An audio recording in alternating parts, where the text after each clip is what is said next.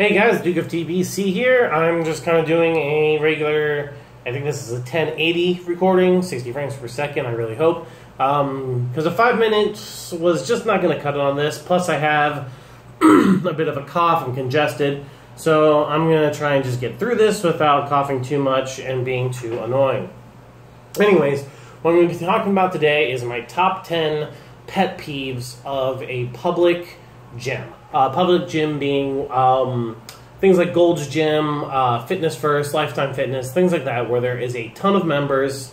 They really don't cap their membership, I do not believe. At least I really doubt they do. And there's just a lot of people. It's just open access to everything. So anyways, number 10 on my list is weights left on machines. The reason this is number 10 on my list is because it does not affect me too much.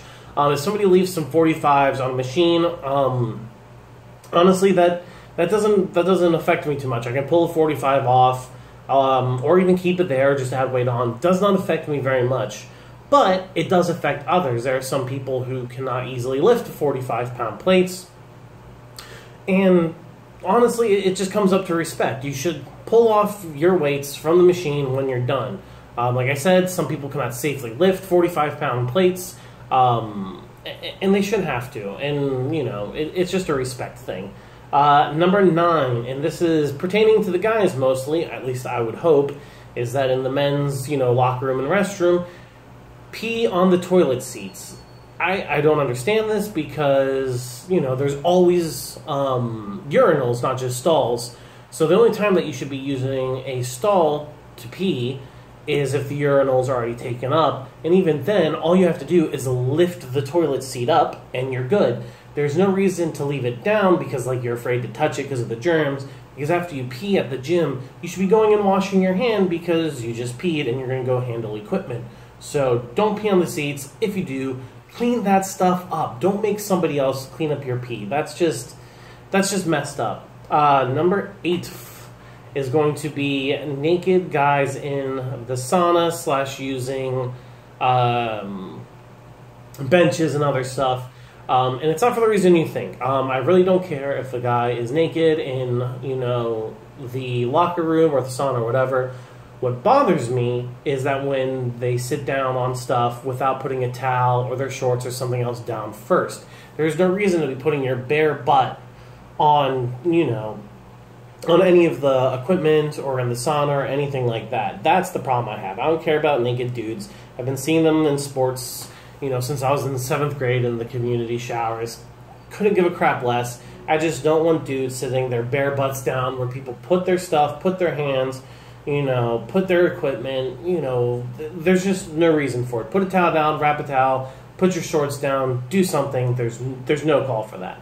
Number 7 is another hygiene-related one, and that is no cleaner for the equipment. This one is really annoying for me because I sweat a ton. So if I go do bench press or incline press, or I'm using the benches for, rows or flies, I sweat a ton. I leave a pool of sweat on the bench that I'm using or on the machine that I'm using. And nobody wants to sit in that. Nobody wants to come in and sit in your sweat and do their workout. So if a gym does not have cleaner and rags around for you to clean your sweat, I find that pretty gross. The reason this is so far down on the list, though, is because after every workout, I go straight to the shower. So it's not too huge of a deal. But because I know me sweating affects the other people, it's something I do care about. Number 6. Not enough dumbbells. This is really only a problem with smaller gyms like the one I'm currently at. When you're on a busy night and there's only one set of all the weights, and somebody is using the 35 pounds or the 40 pounds for something, and you're sitting there, trying to wait for them to finish out their sets, and they don't really want to work in with you, or you're trying to do something else. You start losing your pump, you start losing your workout, while you're just sitting there, and you're cooling down, and your muscles are cooling down while you're sitting there waiting for them to finish up with the dumbbells. So I definitely believe that every gym, no matter how big or small, between the 10 and 50-pound weights, you should always have at least 2 of each. So that's pretty annoying for me. Number 5, and this is pretty much a problem that's only with older gyms, is dumbbells with no numbers on them. This is actually a problem at my current gym as well, and it's a problem that I've seen at other gyms that are older and do not want to spend the money on new equipment. It's dumbbells that have been around for so long, even though you're supposed to just, lift them, they get set on the ground, they get dragged around, and the numbers wear off eventually. It takes years and years and years to do that, but it does happen. And once again, the only reason that this is so far down the list, but I guess halfway through, is because you can normally figure out, or if you've been going to the gym long enough, you know how much weight, or if you've been lifting for a long time, you know how much weight a dumbbell is when you pick it up. You can pretty much guesstimate, but it's still a big annoyance. Number 4 is missing equipment. This is once again something that smaller gyms have an issue with. And what I mean by missing equipment is that equipment that's normally pretty essential that everyone uses that they don't have. For me right now at my gym, there is no dip machine. So I'm a bigger guy. Doing regular dips for me is incredibly difficult. Aside from that, there's ways that you can use a dip machine where you're definitely hitting your triceps much harder and you're not getting your shoulders and chest into it. So, when there's things that the gym should have that it doesn't, I find that very annoying. I think, come on, spring for a dip machine. I'd rather have a dip machine than, a calf raising machine, because you can go stand on some steps and get your calf raises in. A dip machine is much more important, at least in my opinion. Number 3, this has actually been a problem at a couple gyms I've been to, and this is definitely earning of the number 3 spot, and it actually almost took the number 2 spot for me, and that is no toilet paper. This made me so visibly angry at the gym that I went to when this happened. I went to the toilet and I was like looking, I was like, there's no toilet paper. How, I'm paying a monthly fee for this. I expect there to be toilet paper in the restroom. This is ridiculous. So I did go and complain. That's really annoying. I had to sit there and kind of cut my workout short, walk home, use the restroom. I was pissed. I was not happy. This has only happened to me a very, very small amount of times, but it's happened enough to where I'm like, look, this should not happen, and it really, really angered me. Number 2, dumbbells left out. This is a huge safety issue for me, and one that it's not really the gym's fault. Although if you have enough trainers, this is something that they should be on top of, but it's mostly laziness of the other people who are working out. The reasons that dumbbells being left out is so much higher than things like weights being left on a machine is because dumbbells roll around. Dumbbells aren't always easy to see.